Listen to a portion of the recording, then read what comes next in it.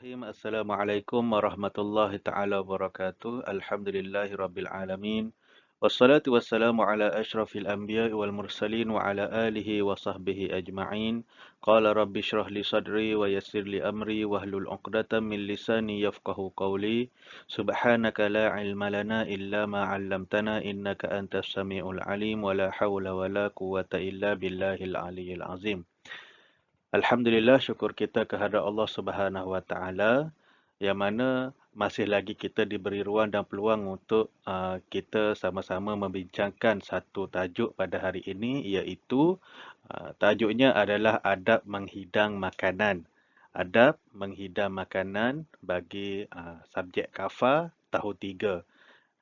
Okey. So, seperti mana yang kita tahu, kita ni hari-hari makan dan hari-hari kita ada menghidangkan makanan. Tak kisahlah kepada kaum keluarga, kepada tetamu dan siapa-siapa je lah. Okey. So, di antara adab-adab menghidang makanan ialah, kita tengok adab-adabnya. Yang pertama, mengelap pinggan mangkuk sebelum digunakan. Kena lap pinggan dan mangkuk kita tu sebelum kita gunakan. Okey, nak hidang makanan. Jangan apa, kalau kata di pinggan mangkuk kita tu ada debu, ada kalau pinggan tu baru basuh, terus nak hidang, dia ada air lebihan daripada kita basuh pinggan tadi tu, kena lap dulu supaya tak ada kotoran yang melekat pada alatan ataupun pinggan dan mangkuk yang kita nak gunakan untuk menghidangkan makanan tu. Okey, yang kedua, tidak menggunakan pinggan mangkuk yang retak dan sumbing. Tak ada, pastikan pinggan mangkuk kita tu tidak ada yang retak ataupun sumbing. Jangan guna pinggan yang pecah. Guna alatan yang pecah ataupun dia pecah sikit, dia panggil sumbing. Bila sumbing tu, kalau contohnya cawan ke gelas ke, kalau ada yang sumbing tu dia tajam. So kalau kita minum terkena, tak perasan terkena tempat yang tajam tu, mungkin boleh menyebabkan kecederaan. Okey, seterusnya menggunakan pinggan mangkuk yang bersih. Bila dah lap tadi, bersihlah dia, insya-Allah. Basuh elok-elok, kita lap elok-elok, tak ada debu, tak ada kotoran, tak ada air. So bolehlah digunakan. Okey, seterusnya menyusun dengan kemas. Dalam hidangan tu susun dengan kemas. Jangan satu dekat meja tu, satu kat bucu tu, satu dekat bucu ni, satu dekat penjuru ni, satu dekat penjuru ni. Letak hidangan tu di tengah-tengah dan kalau kita makan nasi, nasi dekat tepi. Okey, supaya lebih kemas dan teratur. Mudah untuk orang lain makan. Kita juga. Okey, seterusnya menyediakan peralatan yang cukup seperti sudu, garfu dan lain-lain. Okey, sediakan peralatan yang cukup di atas set hidangan kita tu.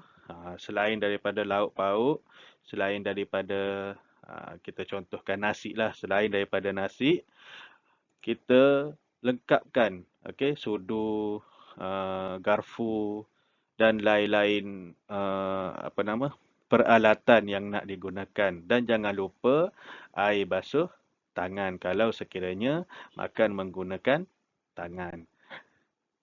Okey, seterusnya kita tengok kepada faedah menyediakan makanan yang betul. Apa faedah sekiranya kita menggunakan ataupun kita menyediakan makanan tu dengan cara yang betul?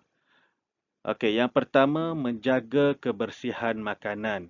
Okey, sekiranya kita gunakan peralatan yang bersih, maka makanan tu pun tidak tercemar dan akan bersih.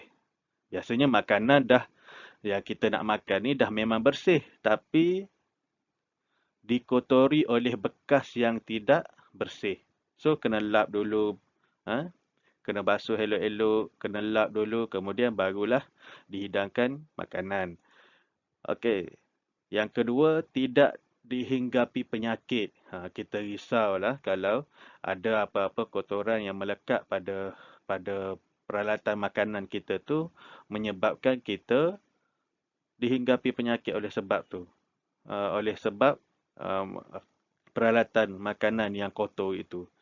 Okey, seterusnya menjaga maruah dan kehormatan tuan rumah. Sekiranya kita menerima tetamu, kemudian kita uh, menyediakan makanan tu dengan cara yang betul, dia boleh menjaga maruah kita dan kehormatan kita sebagai tuan rumah. Tak adalah orang akan bercakap-cakap lepas tu pergi rumah orang tu, dia sediakan makanan.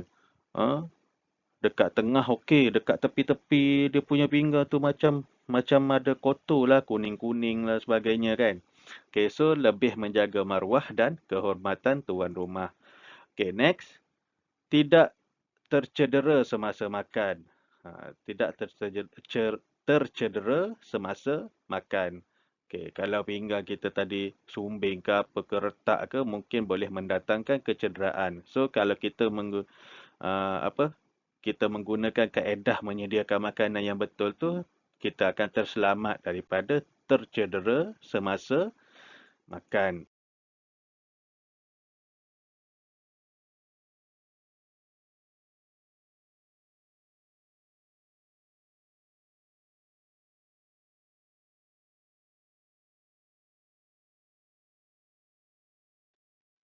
Okey, seterusnya, akibat tidak menjaga adab menghidang makanan.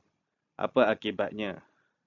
Okay, yang pertama, makanan akan tercemar. Makanan akan tercemar dan kita pun biasanya makanan yang dah dicemari dengan unsur-unsur lain, kita pun rasa macam tak tergamak nak makan.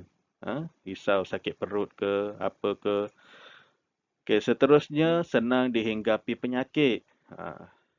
Orang yang tak jaga adab menghidang makanan ni senang dihinggapi penyakit. Okay, seterusnya, tetamu tidak akan selesa. Orang yang bertandang ke rumah kita tu tidak akan selesa dengan cara kita serve dia orang. Okay. Yang seterusnya, keselamatan dan kesihatan diri tidak akan terjamin. Okay. Kita nak makan tapi dalam keadaan yang kotor, keselamatan, kesihatan diri kita tidak akan terjamin. Okey, kemudian mengaibkan tuan rumah kerana tidak menghormati tetamu. Dia lebih kepada mungkin bila kita tidak mengamalkan adab menghidang makanan yang betul ni, contohnya kita hidangkan sesuatu yang tak perfect kepada tetamu daripada sudut makanan itu sendiri ataupun peralatan yang kita gunakan, mungkin orang yang bertandang ke rumah kita tu, tamu kita tu, bila dia keluar je, dia akan cerita pada orang lain, kau tahu tak aku pergi rumah dia ni, dia hidangkan makanan tu, tak tahulah pinggan mangkuk dia tu dia basuh ke tak tahu, dengan cawannya yang berminyak, dengan sudu yang berkarat. Orang akan ceritakan, dia akan sampaikan, mungkinlah dia akan sampaikan kepada orang lain dan mengaibkan kita sebagai tuan rumah. Okey? Dan rasanya itu sahaja perkara yang kita boleh bincangkan tentang adab menghidang makanan, dan semoga video ini dapat memberi manfaat kepada para pelajar, anak-anak murid untuk mengulang kaji pelajaran KAFA tahun 3. Kita jumpa di video yang lain yang akan datang. Wallahu a'lam. Assalamualaikum warahmatullahi taala wabarakatuh.